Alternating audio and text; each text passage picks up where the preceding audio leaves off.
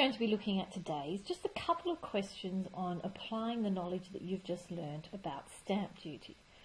Now here are a couple of examples. Our first example says stamp duty is levied at 3% on the first $45,000 and 5% on the balance of the price of a motor vehicle. Calculate the stamp duty payable on a car that has a market value of $55,000. Well, if you can look about it, it's just looking at using our percentages, and we're going to be using it twice. You can see here that we have 3% payable on the first $45,000. So we're kind of going to be doing our stamp duty calculations twice. So if I do stamp duty here, what we're going to be looking at is we're finding 3%, that's 3 over 100, of the first 45,000.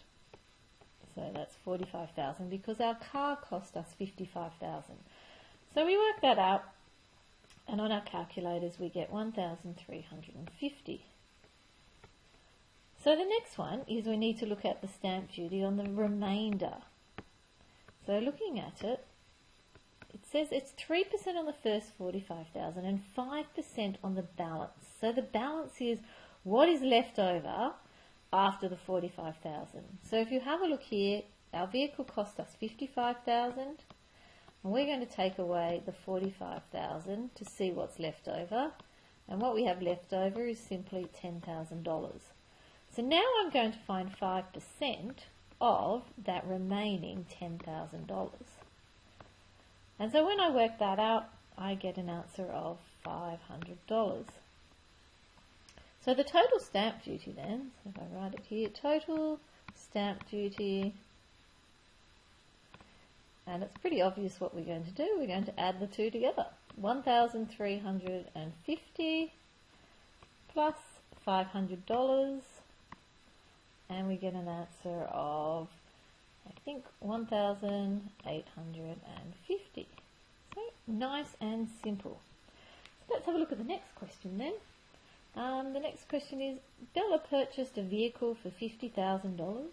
The stamp duty is 3% of the purchasing price up to $40,000, plus 5% for every dollar that we go over $40,000.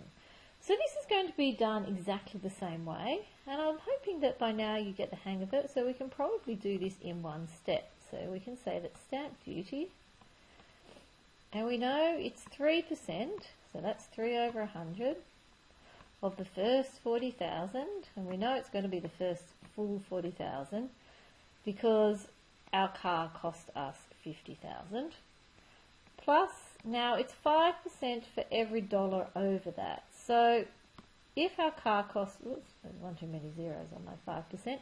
If my car costs us $50,000 and we've paid 3% on the first 40,000, the difference between those two is 10,000. So it's 5% of 10,000. And you can see I can do it all in one step now in my calculator, and I'm going to get an answer of $1,700.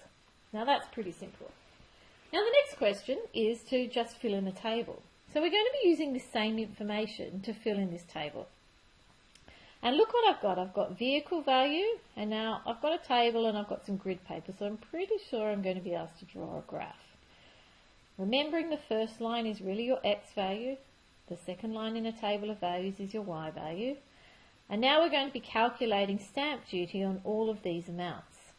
So obviously, if we pay nothing for the car, we don't pay stamp duty. To go in this box, well, we know that we pay 3% for every dollar up to $40,000. So if I find now 3% of $20,000 on your calculator, you will get $600.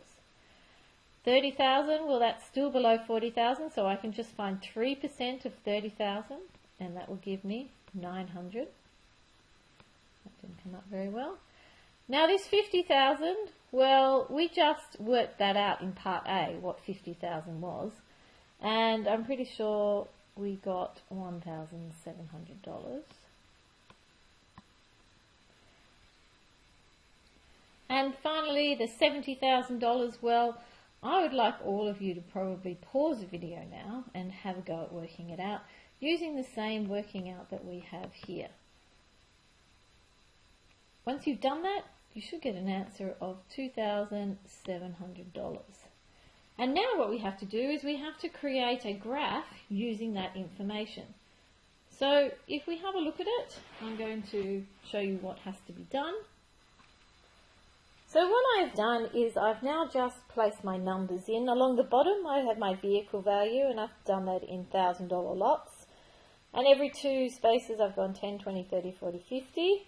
And my stamp duty in dollars goes along my other axis, and I've gone up in $250 lots.